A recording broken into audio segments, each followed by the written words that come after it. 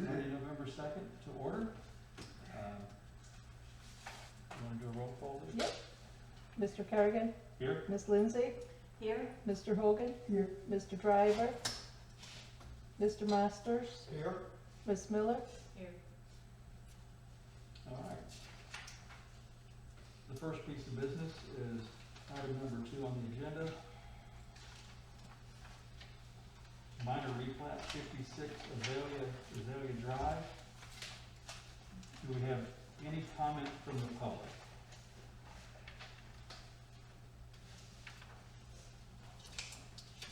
Nothing from the public here, and I don't guess you've received anything? No, on Azalea Drive. No, in particular.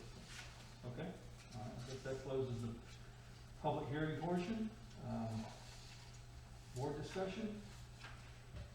Well, we've done it before, combine plots to make a bigger plot, so I don't see the objection. I agree. Anything else? No, I think she's right, you know. Yep, it is, it's consistent with the city's objective of lowering density. And I see that for that reason, staff approves it, it meets pervious requirements. Okay, would anyone like to make a motion? I move we approve the request to consolidate lot 18 and 19 into one on Azalea 56 Drive. I'll second. We have a motion and a second. Mr. Kerrigan? Yes. Ms. Lindsay? Yes. Mr. Hogan? Yes. Mr. Masters? Yes. Ms. Miller? Yes.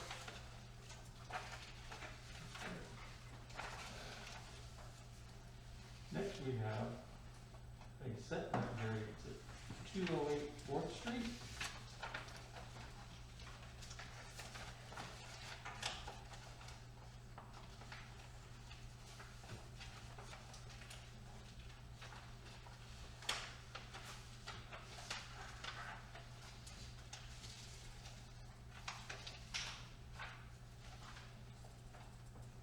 Is there anyone from the public, any public comment on this?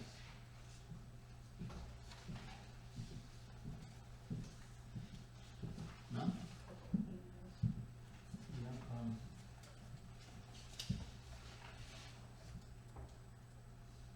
so I did receive 2 emails, but I don't think there are any emails related to this. No. All right. Okay, before we get into a board discussion, I have questions of building department. So Okay. it looks like,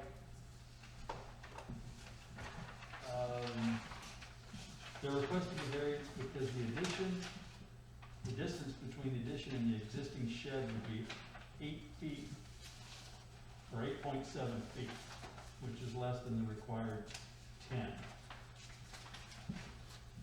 But staff's recommendation is that the shed be relocated. Is that correct? Well, that was one of the things, that the shed is actually sitting in the setbacks now. It's already there, so, you know, it's an existing structure, but if we were to allow them to reduce that distance to, you know, less than 10 feet between the shed and the proposed addition, I was just thinking that it might be nice to get the shed put back in the right spot, or where it should be per the regulations, but that was just an idea.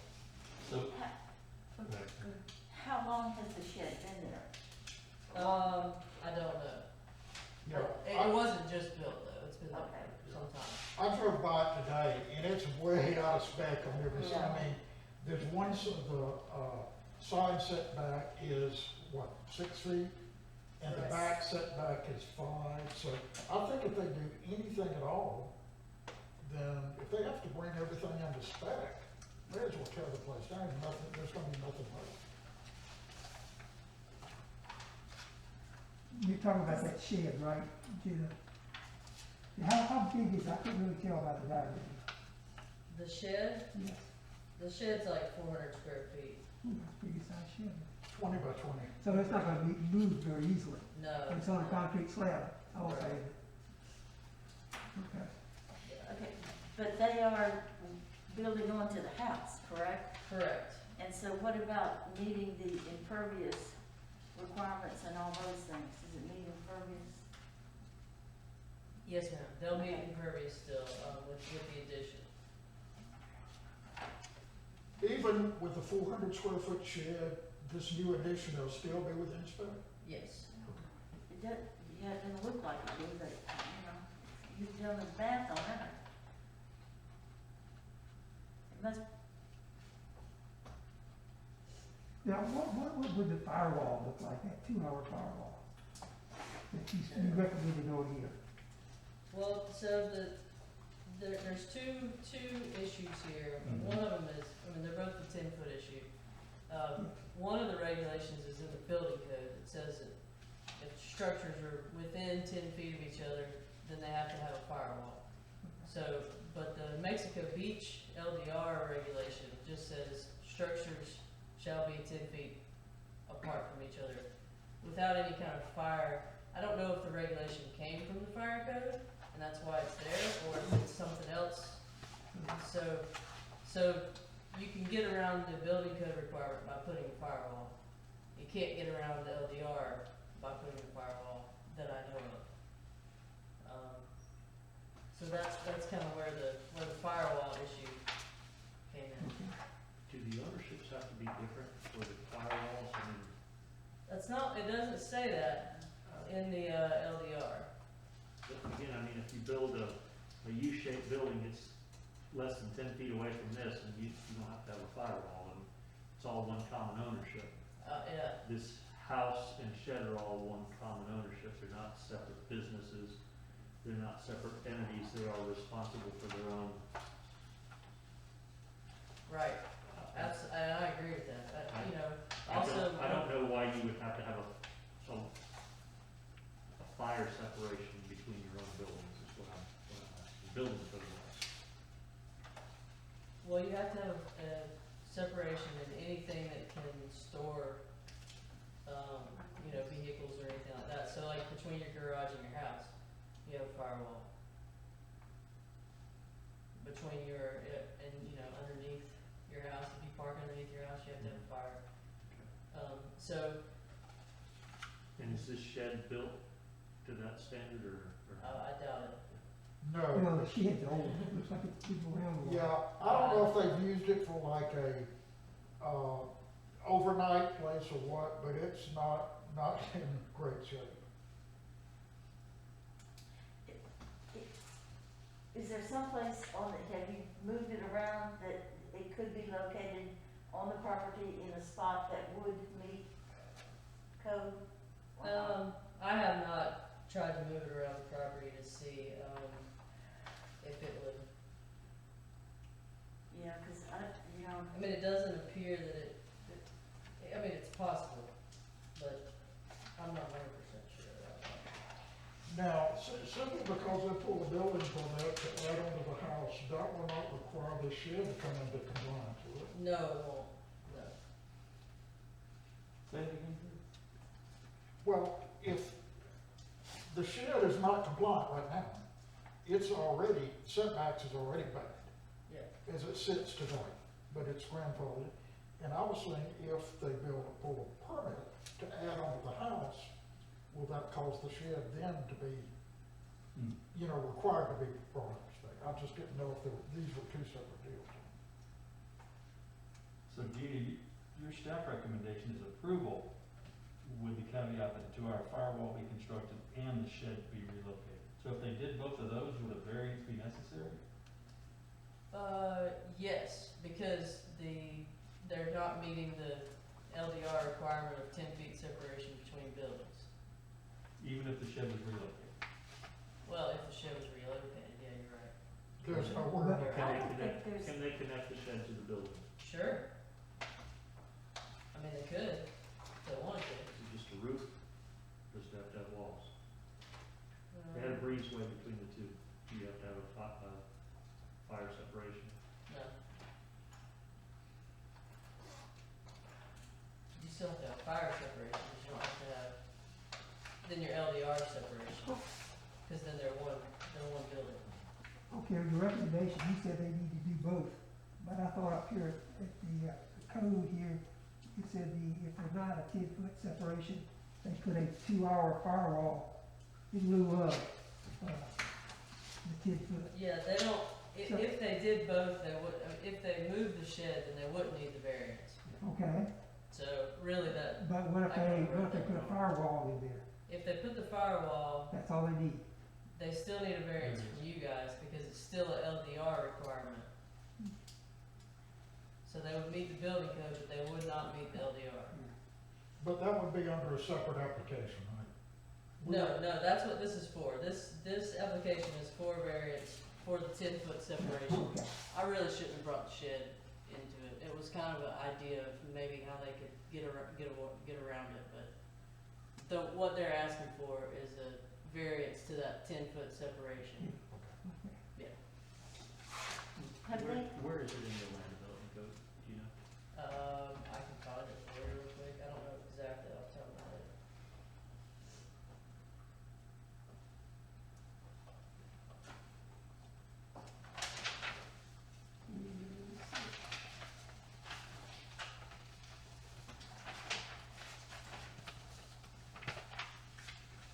and that room they wanna add on is not very large, is it? It couldn't be. I can't see it. It couldn't be. If you go by and look, you're like, how in the world would they put anything there? yeah, it Gotta be almost like a- looks like it's, Like a This- porch, yeah, that's what I was gonna say. yeah, like a swing porch, you just stand in there. It's about 1 by 36.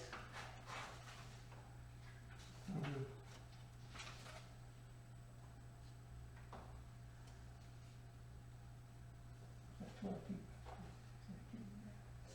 It's section 2.02.07 C.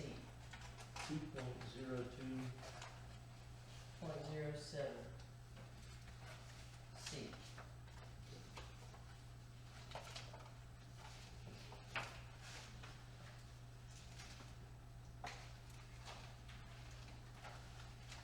Once more, 2.02. .07 C.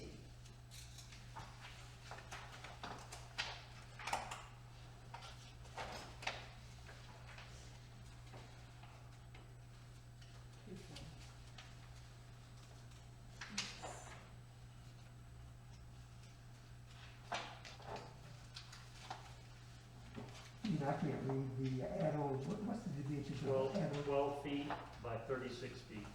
So he could cut that down instead of 12 feet, That's true. less than it, and then he would have his distance, wouldn't he? Mhm.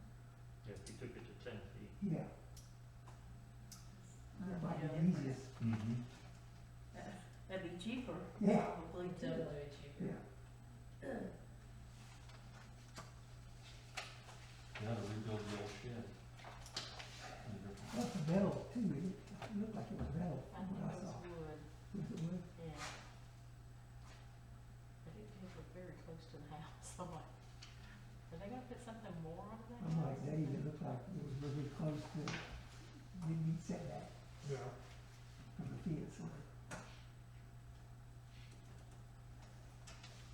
By the way, great magnifying glass, take your phone, put it on camera, and zoom in, and it's actually a magnifying glass. That's a good trick. And at the same time, if you're doing it in a restaurant, the light comes on because it can't see either, so. I like that. Handy. All those little tricks to keep us moving along. Is there any more discussion on this?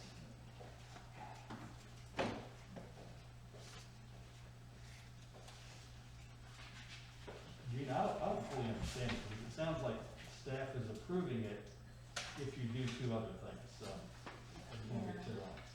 Well, I guess there's a lot of different ways to skin the cat, and I guess I didn't really present that fully, but, I think what Gina was trying to do was let him build what he was hoping to build, but then make it safe by adding the 2-hour yeah. separation. Yeah, Okay.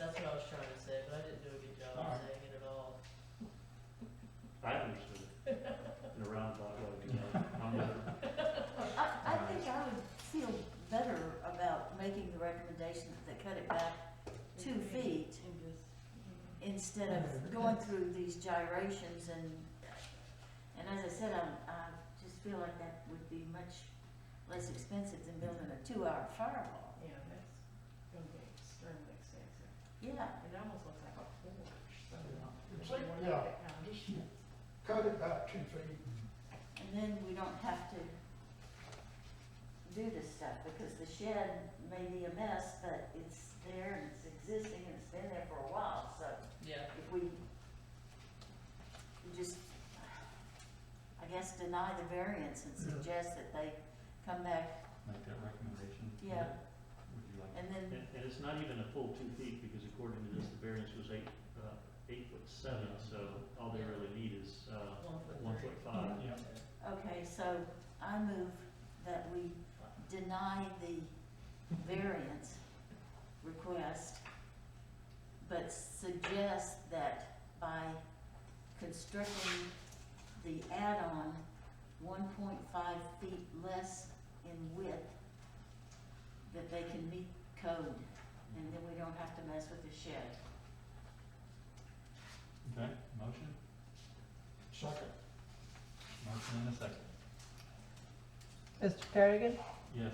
Ms. Lindsay, Yes, Mr. Hogan, Yes, Mr. Master, Yes, Ms. Miller. yes. Okay, next item, another setback variance. The bigger one, 106 South 32nd Street. it's a big, yeah, this really is a mess. pretty house too.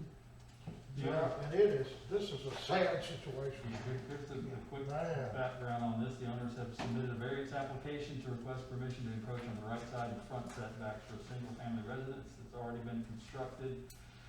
Single-family home was constructed in the wrong place on the property. Therefore, the covered front porch home encroaches on the front setback by 1.67 feet, and the stairs encroach on the right side by 0.63 feet. This is simply the case of a mistake made by the contractor and the placement in the home. The as-built survey is attached. The stairs appear to be 1 foot wider than required, so they can easily be reconstructed to meet the right side setback. We have run into this on 2 other occasions that I've been involved in, and the contractors addressed it without issue. In order to alleviate the front setback encroachment, the home would have to be moved towards the rear of the property, or modifications would have to be made to the front porch, living room, and foundation to bring the front of the home within the required front setbacks. And we have received No, some it's the information. kids, I think. No, we have 2, actually. This is 106 South 32nd Street, and there is 1 email received on it. Yes. Before I get into the email, is there any public comment? Gina, Yes, okay, did these people own the house when it was built? the people owned the property when the house was So built. it was built for them. Yes, Does anybody have any idea what it means to say, I've been involved in 2 other occasions, the contractors addressed it without issue? What the hell does that mean? that's me. I was saying that I've been involved in 2 situations where contractors built stairs in the setbacks, and they addressed it without coming before this board for variance. We said, hey, you put stairs in the wrong spot. They fixed that, and it was addressed without issue. That's what I was trying to say. Okay. Yeah, I didn't get that one. My feelings on this is that, the owners and the contractors knew the codes when they built it. It was their responsibility to come into the code, and if they didn't, then it needs to be fixed so they comply, and their redress is to sue the contractors. Gina, what happens if, If this is a public comment, do I need to read this, or as part of the public before we get into board discussion? Okay, just one second. I'm sorry, That's okay. This comes in from Bill Champion. My name is Bill Champion, and I have the house adjacent to David Hand's house on 106 South 32nd. Please allow David the variance requested. Davis and I have gone through many challenges over the past 2 years, as all of Mexico Beach has. His builder has been negligent on many issues and left Davis to finish his home. I support allowing him the variance so the Hand family can start enjoying their home there. Please contact me if you have any questions. Thank you for your time, Bill Campbell. Okay, so that concludes that. Gina, I drove by today, and this is a really sad deal, because this house is built, and I mean, to fix it, they're gonna have to tear the whole front of the house out. Yeah, it's a major deal to fix the front setback. The side setback issue is, like I said, not a big deal. The stairs is not the Yeah. issue, but the front of this house, you're gonna have to tear the whole place down. Maybe not, Well, you wouldn't do it, you're gonna Foundation. lose the porch. It's big. Yeah. You're and not this gonna is, take the porch. this is a giant deal. What happens if the city denies and says, it's gotta be fixed? Does the owner of that place, their only recourse is to go back to the contractor and sue the contractor, right? Correct. And fix it? And that will satisfy the requirement for the violation until such a time as it is fixed. As soon as he files suit, that satisfies the requirement. I'm just kind of bewildered though, something the magnitude of this, there's not somebody here representing the builder or the owner. Good point. You know, I mean, this is a Absolutely. major thing. I agree. You know, because he pointed out two things. First, he said the survey markers were wrong or not identifiable. He's blaming it on, somebody's blaming it on the survey markers. And so, who is at fault? Is the guy that did the survey, you know, or is it the guy that didn't pay attention to the survey, the builder? So, I mean, In either case, but it somebody doesn't should matter, measure. but, you know, the thing is, this builder, whoever he is, if he gets away with this time, then what happens next time? And if we're not gonna, you know, I can't imagine that the owners don't want to sue the bejeebies out of him. I mean, I would. Yeah, but what happens, I mean, we've seen this time and time again, where a builder just hits the trail and there's nothing left, nobody to sue. If the builder does business in Florida, he can be sued in Florida. And if he's out of state, he has to come back here to face the suit. Gina, who is the builder? Robin Custom Homes. Is this a pretty good sized building? I mean, What, They've the new built, one? they've built a few. It looks like it's a modular. They're all modular. They're modular. It's a modular Oh. setup. Oh, it's a Yeah. beautiful purple. Have you seen the? Yeah. It's a very nice purple house. On Yeah, pilings or on? yeah, it's very nice. so then, this is a modular home, right? Correct. Could it simply, well, not simply, but could it be reset back? Yeah, I mean, they can definitely move it. Yeah. But It's- can, With can a they do lot. that? I mean, it consists of at least Very 4 pretty modules, house. right? I looked at it, it's 2 stories and 2 modules wide. I think it's one. It's it's one. not wide. It's Okay. There it is right there. Yeah, so I think it's two Okay, yeah, modules. okay, it's not as wide as I thought it was. Yeah. Thank you for the photo. But then you have to think that this is on pilings. Yes. So that's gonna be a really big issue if the pilings are against it. The problem I'm having with it just simply is the fact that how can we let this builder, whoever he is or she, get away with this and, you know, hold our head up the next time around? But doesn't it also impede the view that the other property owners would enjoy by coming out further? Would anybody here want someone on their street to do the same thing? Exactly, I would. Well, I'll make sure that one of his letters is saying he's probably the neighbor and said that. doesn't Well, bother me. and that neighbor may not mind, but what about the neighbor on the other side?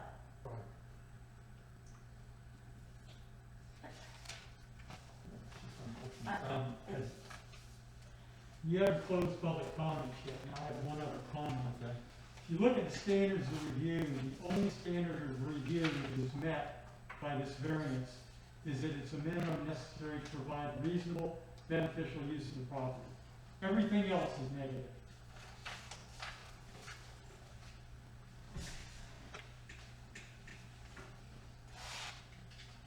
Let me ask one more question to Gina. when they started construction, it put the pylons on, when we have an inspector coming over and look at it, does he not check to see that it's in? Only if they call it in. We don't go out unless they call us, so. Okay. So I'm guessing that they don't have a certificate of occupancy No. on this one. No.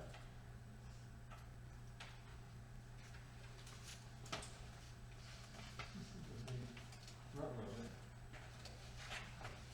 Yeah, I mean, it does happen. There was another guy on, I think it was 35th Street that had a cantilever porch that he realized during the building process that his cantilever porch was actually extending over the setback, and that he actually had to move a set of pylons. But he realized that during the middle, and he took care of it, and he worked it out. So it happens every now and then, but I remember that when Gina, he applied for a variance and we denied it, that's why he didn't buy it. And this goes back to the problem I have with this, is that once we allow this to happen, then that opens the door, and it's not fair to anybody else who has been in a similar situation and done the right thing, like we're talking about, or, allows this contractor to do business in a way that is, in my opinion, very inappropriate. So, I really have a problem approving it. I have great sympathy for the people who are going through this. But at the same time, once we start saying, oh, well, this time we'll let it go, then why would anybody ever call and ask the building department to check on things during construction? If we can just build what we want to build, and then we're gonna approve it. I mean, I just have a real problem with that. Understood. Gina, how did this come up that, they needed a variance? when I went out to do the final inspection, I said, Code enforcement officer is the one who found it, you found it. yeah, Thank you. Any more discussion? Anyone like to make a motion? Okay, I'll go for it. I move that we deny this request. I second. Can I second in this role or not? No. Okay.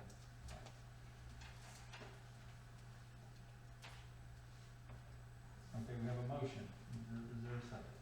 And the motion is to deny Correct. 106 South 32nd. I'll second. Okay, vote please. Mr. Kerrigan? Ms. Yes. Lindsay? Yes. Mr. Hogan? Yes. Mr. Masters? Yes. Ms. Miller? Yes. Okay, next item. Fence height variance at 105 South 38th Street, number 12. The owners have submitted a variance application to request permission to construct an 8-foot tall fence. Property is zoned high-density residential and currently contains an attached residence and the 8-foot fence. The fence was constructed to a height of 8 feet to provide more accuracy, more privacy. The application, along with photograph of the fence, is attached. Maximum height for fences allowed by the LDC is 6 feet. Okay, any public comment? I have a question for Gina. Did they, get a permit for this fence? no, So they're violators already. And if, I mean, the townhouse hasn't gone up yet, apparently there haven't been any plans submitted. this is an existing townhouse. I mean, I'm talking about what they're saying next, if the townhouse goes up, is what they're saying. Oh, yeah, Okay. Well, even if a townhouse goes up on pylons, I don't believe that an 8-foot fence is gonna provide significantly more privacy than a 6-foot fence. So my position is, they can beat sand. Okay. There was one email that I have from the public, is that correct, Lindsay? Yeah. So this reads from Cheryl Myrick. I'm a near neighbor. I find the height and box-like appearance of the fence confining and unattractive, but could accept it for the owner's sake. However, it blocks the breeze and obstructs the view. So I would not like to see a precedent set, as I would not wish to be boxed in by such fences if other neighbors decided to do the same. Thank you.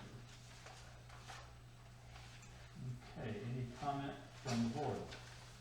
I drove by the other day, and the whole thing, I don't quite get, why we even allow fences in that situation. I mean, if I owned one of those units, and that end unit put up an 8-foot or a 6-foot fence, that knocks off your sea breeze.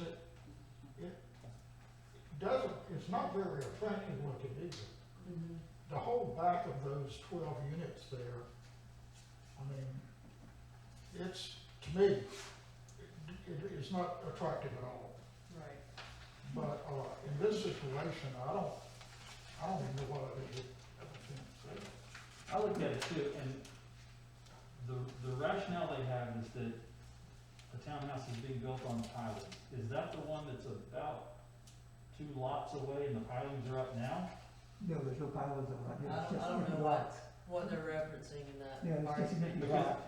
It's probably that vacant lot next Well, there's to an it. empty lot right next to them, but then there are pilings going up Oh, a little ways away, which, to your point earlier, I don't think it creates much of a privacy difference anyway, if No. people's fence were 6 feet. Yeah, this one did come from code enforcement. I don't know if she saw it and caught it, or if someone called or what, but, Kathy did bring this to us. If the fence was 6 foot, would it be in compliance, or is it out of spec now? If the fence was 6 feet and they got a permit, then it probably would be in compliance. But they do not have a permit. They did not get a permit, and it's 8 feet. I could not, That was clear. It's not very. I could not approve Do y'all have specs that. you have to meet? We do have specs that we have to meet for fences. Yeah. And then we have, check the site plan to make sure it's in the right location. And I'll tell you this too. If you guys approve this, I'll be here next month with a request for Yeah, an 8-foot. If we're gonna have the rules, I think it may be taller than 8 feet with those little stockade things well, I'm that stick telling up. you, Yes, oh, yeah, Huge. I don't know whether that And they counts. keep adding things, and we quit looking at them. I mean, they didn't get a permit, it's yeah. not in compliance, I kind of think that's a no-brainer. yeah, I agree. All right. But I've made a bunch of Yes, you have. motions, so somebody else is gonna have to take the lead on this one. Anybody else in motion? I'll make a motion that we deny the variance to have an 8-foot fence. All right, we have a motion for denial. I second. Vote please. Mr. Kerrigan? Yes. Ms. Lindsay? Yes. Mr. Hogan? Yes. Mr. Masters? Yes. Ms. Miller? Yes. Okay.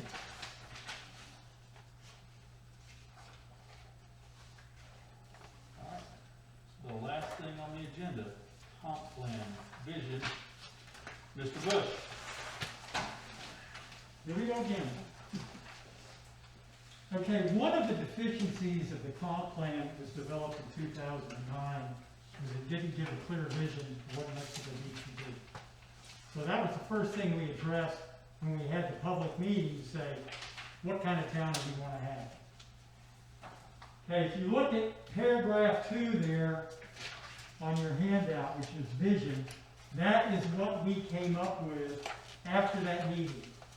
That is what was briefed to the city council and the way we plan to progress in developing the comp plan immediately after that meeting. The council said, that looks good to me, go ahead and do it. That was written into the draft comp plan. Sometime between the end of Michael and the time that the comp plan was presented to the city council for submission to the state, that disappeared. Nobody even remembers it, but I remember it because I wrote it. So what I would like the council to recommend to the city council is that we put in a change to the comp plan to have that one single page of the comp plan appear as you've got in that handout. And all that change is, it puts that vision in to what already exists in the comp plan. So you're simply adding that paragraph to the comp plan. If you don't do that, okay, our comp plan still does not provide a clear vision of what the city should be. Questions? What would this add to the comp plan that we don't already get out of it now? It gives a clear vision of what the city should look like. In what way? It describes what we want the city to be.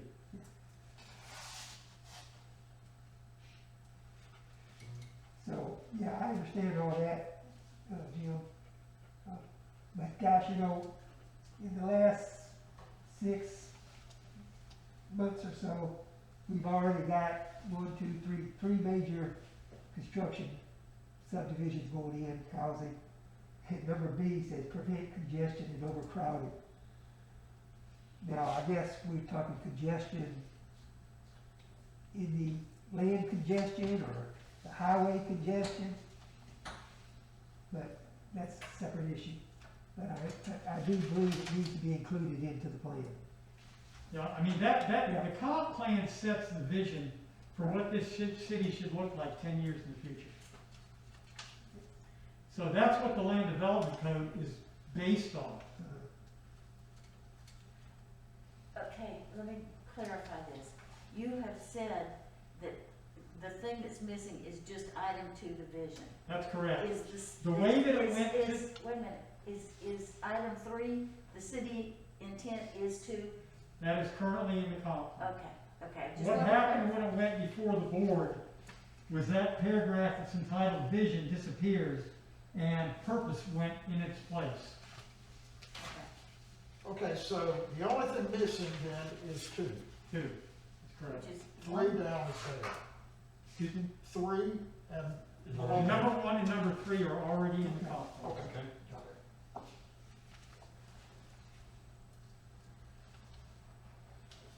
Is there any reason that there would be opposition to this? If this is Was that just an oversight? It was an oversight, I would say, probably by Laura, Yeah. because she's the one that did the final Right, draft. okay.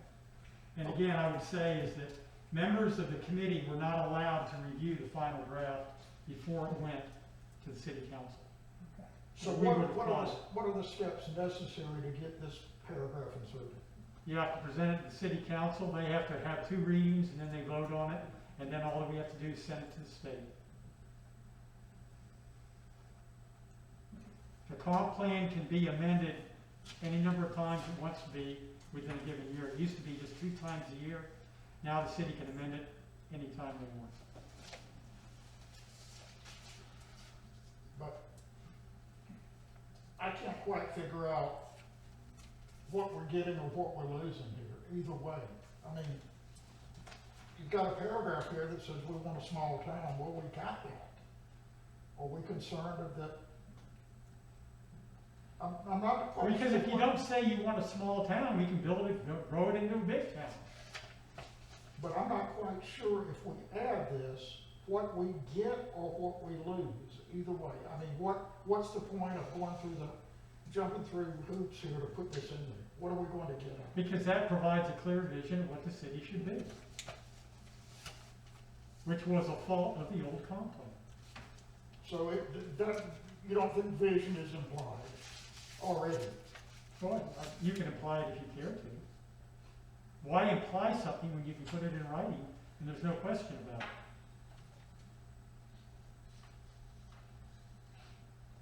Well, I don't see any harm in doing it. It's more of an administrative. It sounds like the language that's in this is consistent with the vision and the personality and the identity that has been agreed upon universally. I don't know if anything within it is enforceable, but I agree with having a clear vision. I'm not opposed to it. I mean, it seems to me with the comp plan, if you go through it all, then this is kind of implied you know, But again, it's not implying it, it's saying it. okay, I'm not opposed to it. Well, do we, Purpose statement say. Excuse me? What does the current purpose statement say? it says what this is. The current what Oh, statement? I didn't see purpose up there, I apologize. Yeah. It was. it was my There's no fault. change, he just added two in there. There was omitted. Basically, when it went to them, it had purpose, and then When it went to them, city. they removed the vision and put the purpose in. And I would say that our advisor did that. I can't say for sure, but that purpose did not exist before it went to the council. Okay, so I guess my question is there any downside to us throwing this out there for the council to take action on? If they, you know, is there a downside to that? I mean, I don't see anything. It's more administrative than anything. And it does give, it, Jackie, Mr. Bush said, a clear vision. of yeah, what we so, want.